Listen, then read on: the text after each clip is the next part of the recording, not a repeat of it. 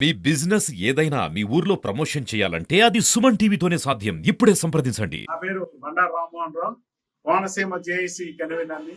ఈరోజు తెల్లవారుజామునే యావత్ భారత ప్రధానికి అందరూ కూడా ఆనందపడే వార్త తెలిసింది.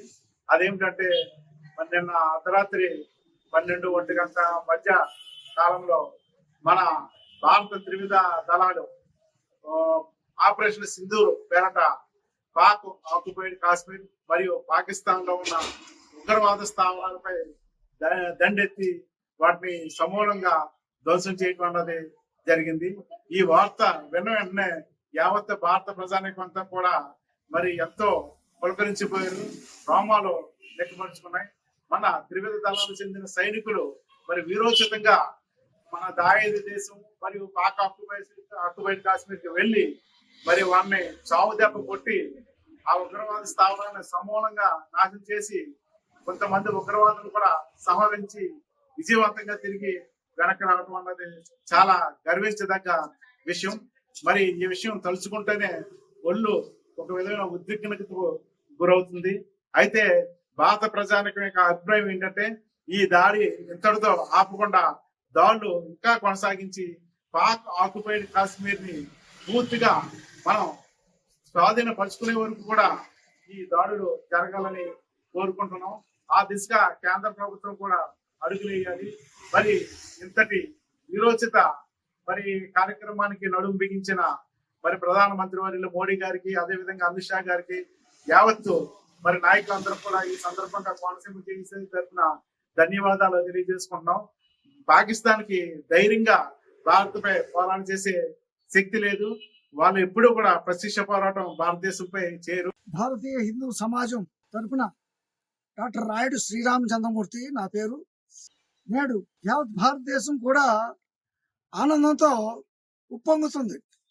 కారణం ఏంటంటే నిన్న రాత్రి మంగళవారం మన భారత సైన్యం, ఆర్మీ, నేవీ, ఎయిర్ ఫోర్స్ ఈ మూడు కూడా పాకిస్తాన్ మరియు పాకిస్తాన్ ఆక్యుపైడ్ కాశ్మీర్, పాకిస్తాన్లోని 4 స్థావరాలను, అలాగే పాకిస్తాన్ ఆక్యుపైడ్ కాశ్మీర్ లో 5 స్థావరాలని కేవలం 23 నిమిషాల్లో భస్మీపట్నం చేశాయి.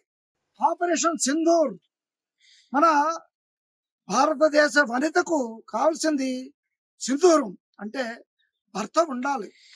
కానీ వీరందరూ కూడా భారత స్త్రీలను ఎదురుగుండా ఉంచి భర్తను ఘోరాతి ఘోరంగా చంపేశారు.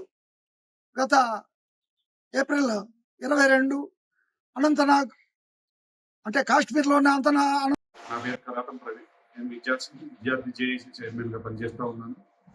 నేటి ఉదయం మన త్రివిధ దళాలకు సంబంధించినటువంటి సైనికులు ఆపరేషన్ సింధూర్ లో భాగంగా పాకిస్తాన్ ఉగ్రవాదుల శిబిరాలను ధ్వంసం చేసి విజయం సాధించడం మనం గర్వకారణంగా చెప్పవచ్చు. ఈ రోజు భారతదేశంలో ఉన్నటువంటి ప్రతి పౌరుడు కూడా రోడ్ల మీదకి వచ్చి ఆనందం వ్యక్తపరుస్తూ మొన్న పెహల్గాం లో జరిగినటువంటి పాకిస్తాన్ ఉగ్రవాదులు మన భారతీయులు 28 మందిని అతి దారుణంగా కాల్చి చంపడం జరిగింది. ఆ రోజు మన దేశంలో ఉన్నటువంటి ప్రతి పౌరుడు కూడా ఎంతో ఆవేదన చెంది పాకిస్తాన్ ఉగ్రవాదులకు మట్టు పెట్టవలసిందిగా అందరూ కూడా బయటికి రోడ్ల మీదకి వచ్చి నిరసన వ్యక్తం చేస్తా ఉన్నారు. నేటి ఉదయం జరిగినటువంటి త్రివిధ దళాలు మన యుద్ధ సైనికులు పాకిస్తాన్ ఉగ్రవాదుల్ని మట్టి పెట్టడం కూడా చాలా ఆనందంగా మేము సంతోషిస్తా ఉన్నాం. మోడీ ప్రధానమంత్రి గారైనటువంటి యుద్ధ సైనికుల్ని వెళ్ళిపోపరిచి వారితో పాకిస్తాన్ మీద ఉన్నటువంటి ఉగ్రవాదుల్ని వారి యొక్క శిబిరాన్ని ధ్వంసం చేయడం కూడా మేము ఆనందపడతా ఉన్నాం. ఎందుకంటే ఈ ఉగ్రవాదుల యొక్క దాడులు పాకిస్తాన్ ప్రోత్సహించారు.